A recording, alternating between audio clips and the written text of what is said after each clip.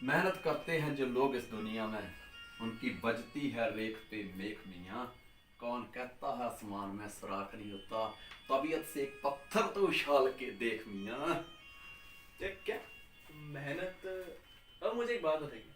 बोलो। एक व्यक्ति की शादी अगर बहुत अमीर घर में हो जाए और उसे बहुत सारा धन मिल जाए, या फिर उसकी लॉटरी लग जाए और बहुत अमीर हो जाए, या उसके दादा परदादा उसके लिए पैसे छोड़ के गए, उसे मेहनत करने की क्या जरूरत है? वो तो ऐसे अमीर हो गया।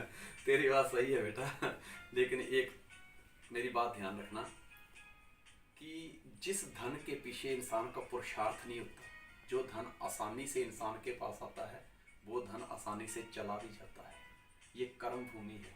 कहते हैं सकल पदार्थ है जगमाही, पर कर्महीन नर पावत नहीं।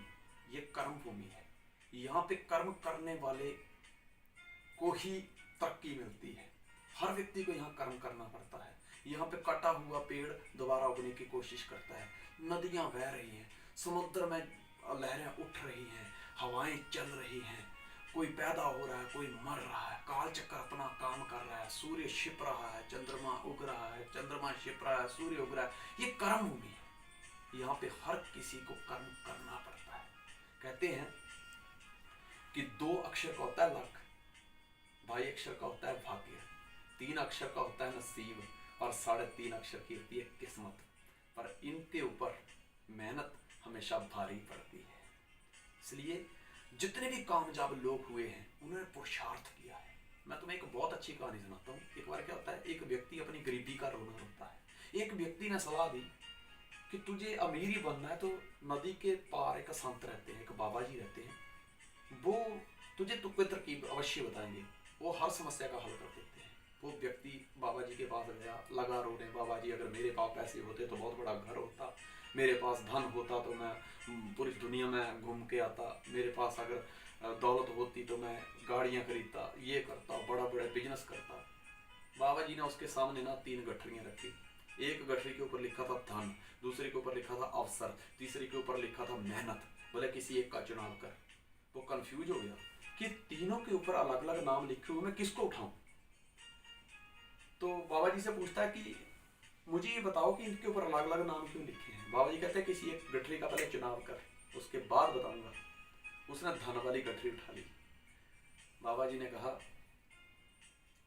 कि कई बार ना इंसान ये सोचता है कि धन मेरी हर समस्या का हल कर देगा, और वो धन कमाने के चक्कर में जिंदगी में बड़े बड़े अनमोल अवसरों को गवा देता है। इंसान सोचता है कि धन मेरी हर समस्या का हल कर देगा, इसलिए तूने धन का चुनाव किया। लेकिन अगर तू अवसर का चुनाव करता तो तू अवसर के ऊपर ही निर्भर रहता कि बस कभी मौका मिले मेरी जिंदगी बदल जाए, बस ये मौका मिलेगा, ये अवसर आएगा तो मेरी जिंदगी बदल जाएगी।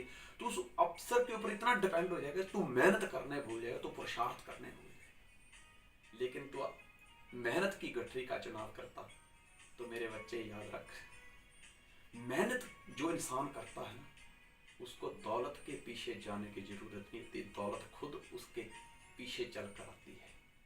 जो व्यक्ति मेहनती होता है वो दूसरों के लिए अवसर पैदा कर देता है। जो व्यक्ति मेहनती होता है वो धन का रोना कभी नहीं रोता। इसलिए जिंदगी में पुरुषार्थ करना बहुत जरूरी है, मेहनत करना बहुत जरूरी है। कहते कि खुशी यूं ही भटकते रही दिन रात मेरी तलाश में, कभी उसे मेरा घर नहीं मिला और कभी मैं उसे घर पे नहीं मिला। क्या बात है। इसलिए मेहनत जरूरी है बेटा। मैं समझ गया पापा, मेहनत ही सब कुछ है।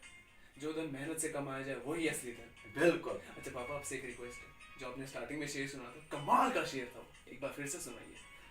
अच्छा, वो मेहनत करते हैं जो लोग इस दुनिया में, उनकी बजती है रेख पे मेख मियाँ। कौन कहता है आसमान में सुराख नहीं होता, बस तबीयत से पत्थर तो उछाल के देख मियाँ। क्या बात है पापा, थैंक यू सो मच। नमस्कार दोस्तों, आपको हमारा ये मैसेज अच्छा लगा होगा, जवाब जरूर दीजिएगा। हम आपकी सुख समृद्धि की कामना करते हैं। जहाँ भी रहें स्वस्थ रहें, मस्त रहें। जय हिंद, जय जय भारत।